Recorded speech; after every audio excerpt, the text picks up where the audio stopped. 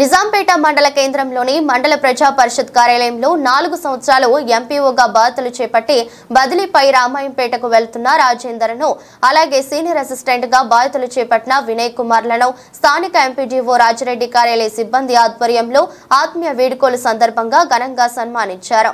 ఈ సందర్భంగా మాట్లాడుతూ ఎంపీఈఓగా రాజేందర్, సీనియర్ అసిస్టెంట్ గా వినయ్ సేవలు గొప్పవని, అందరితో కలిసిమెలిసి కలివిడిగా ఉండే ఇద్దరు బదిలీపై వెళ్లడం చాలా బాధగా ఉందన్నారు। ఎవరికి ఏ సమస్య ఉన్నా తీర్చేవారని ఎంపీఓ రాజేందర్ మరియు సీనియర్ అసిస్టెంట్ వినయ్ కుమార్లు మరెన్నో ఉన్నత పదవులు అధిరోహించాలని ఆకాంక్షించారు। అనంతరం ఎంపీఓ రాజేందర్ మాట్లాడుతూ కార్యదర్శిగా 4 సంవత్సరాలు మండలంలో ఎంపీఓగా విధులు నిర్వహించామని, మండలంలోని గ్రామాల అభివృద్ధికి నాతోటి ఉద్యోగస్తులు సహకరించడం జరిగిందని, నిజాంపేట మండలం నుంచి బదిలీపై వెళ్లడం చాలా బాధాకరంగా ఉందని తెలిపారు। తర్వాత ఇక వీఆర్ఓలు వచ్చారు కదా అని మన సీనియర్ అసిస్టెంట్ సార్ తన స్థానానికి రామాయంపేటకి వెళ్ళిపోవడం జరిగింది। సీనియర్ అసిస్టెంట్ సార్ కూడా ఉన్నప్పుడు నాకు అన్నీ చెప్పిండి, ఎట్లా చేయాలి ఏంటి అనేది అన్నీ కొంచెం నేర్పించింది సార్ కూడా ధన్యవాదాలు సీనియర్ అసిస్టెంట్ సార్ కల్ముల్ల సార్కి। తర్వాత వీఆర్ఓలు వచ్చినాక తర్వాత సార్ వెళ్ళిపోయేటప్పుడు ఇక మొత్తం నీకే ఇచ్చేస్తున్నా, నువ్వు ఎంపీఓ గారు మొదటగా మన ఫీల్డ్ అసిస్టెంట్లు మాట్లాడవలసిందే కోరుతున్నాను। ఎవరైనా ఫీల్డ్ అసిస్టెంట్లు కాకపోతే దానికి సార్ ఏ రోజు కూడా మమ్మల్ని అంటే ఒక 2 మాటలు చెప్పేవాళ్ళు, మందలించేవారు, కానీ తర్వాత సారే అట్లా చేయొద్దు, ఇట్లా ఉంటుంది, ఇట్లా మీకు చేసుకోవాలి అని చెప్పేవారు।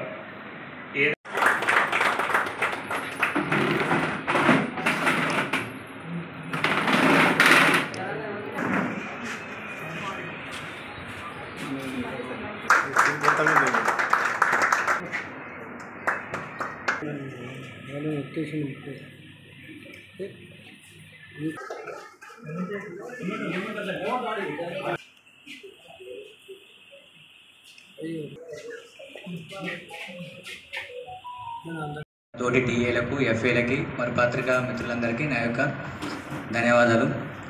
ముందుగా ఒక ఉద్యోగి జీవితంలో బదిలీ అనేది ఇట్స్ ఎ కామన్ పాయింట్। కాకపోతే ఇక్కడ బదిలీపై వెళ్తున్న మన ఎంపీఓ సార్ గారికి, మరి మన జూనియర్ అసిస్టెంట్ వినయ్ సార్ గారికి ఇద్దరికీ అభినందనలు।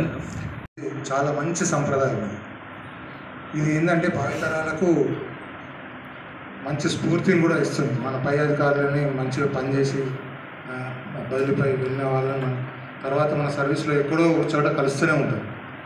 అప్పుడు మళ్ళీ ఆత్మీయంగా పలకరించుకోవడానికి, ఇవన్నీ పాత నెంబర్ వేసుకోవడానికి కూడా చాలా మంచిగా అనిపిస్తుంది। అయితే రాజేందర్ సార్ నేను అపాయింట్మెంట్ అయినప్పటి నుంచి కూడా మా బ్యాచ్లో నాకు ఒక మంచి మిత్రుడు। నేను ఇటు నిజామాబాద్ నుంచి మెదక్ బదిలీపై వచ్చినప్పుడు రాజేందర్ సార్ ఏంది అంటే, నేను ఫిబ్రవరిలో రావడం జరిగింది, దాదాపు 6 మాసాల నుంచి చూస్తున్నాను। రోజు అది మనం ఏదైనా చెప్పినట్లయితే సార్ చేద్దాము అనేవాడే, కానీ నేను చెయ్యను సార్, లేకుంటే మన పంచాయతీ సెక్రటరీ లేరు ఇదే అని చెప్తుండే। రాను ఏం చేస్తుండే సార్, రిపోర్ట్ ఏమైంది అని అడిగితే, సార్ వాళ్ళు పిల్లలు కదా సార్, రేపు చేసి పంపిద్దాం సార్, రేపు వాళ్ళు పంపిస్తే అయిపోతుంది, అడిగినారు కదా మనండి అంటే, లేదు సార్ రేపు పంపిద్దాం సార్, మన పిల్లలే కదా అనేవాడు। లేదు మెమోరీ ఏదైనా ఉన్నప్పుడు ఒకళ్ళిద్దరు మెమోరీ ఇస్తే సెట్ అవుతారు అని చెప్తే కూడా సార్ ఏమనేవాడు అంటే, లేదు సార్ వద్దు సార్, నేను రేపు చేపిస్తా సార్ అని కూడా ఒక్కోసారి 5:30-6 గంటల దాకా కూర్చున్న సందర్భాలు ఉన్నాయి ఆఫీస్లో నేను పోయేటప్పుడు కూడా। ఆ సార్ దగ్గర చూడు వీళ్ళకి బాగా సనువుగా ఎక్కడ ఏర్పడేదంటే రిపోర్టింగ్లో కానీ, వీళ్ళు వచ్చిన టయాలను వెనక ముందు అయినా సర్దుకొని పోయేవాడు కాబట్టి వీళ్ళకు బాగా అది ఉంది। ఇప్పుడు వచ్చిన ప్రవీణ్ సార్ కూడా మంచి వ్యక్తి, అందరినీ కూడా చూసి చేసుకొని పోయేవాడే, కానీ లేదు ఒకరి మీద ఇట్లా పెట్టేసి వీళ్ళని చేయాలి, ఇబ్బంది పెట్టాలని లేదు। రికార్డు మాత్రం అంతటా ఉంది, అది ఎక్కడైనా ఏ మండలైనా, మీరు ఈ మండలం నుంచి వేరే మండలికి పోయినా గ్రామ పంచాయతీలో చేసే విధులు సక్రమంగా చేయాల్సిందే ఎక్కడ చేసినా। సార్ కూడా ఎంపీఓ ఇక్కడికెళ్ళి అక్కడికి పోతుండు కాబట్టి అక్కడ కూడా సార్ చేయాల్సిందే, సార్ వచ్చిండు కాబట్టి సార్ కూడా ఇక్కడ చేయాల్సిందే, నేను అక్కడికి వెళ్ళి వచ్చిన నేను చేయాల్సిందే। ఉద్యోగం అనేది ఏంటంటే నియామకం, మొదటి నియామకం ఎప్పుడైతుందో బదిలీలు సాధారణం, రిటైర్ నాకు అందరూ కూడా ఒక ఫ్యామిలీ లాగానే ఉన్నారు।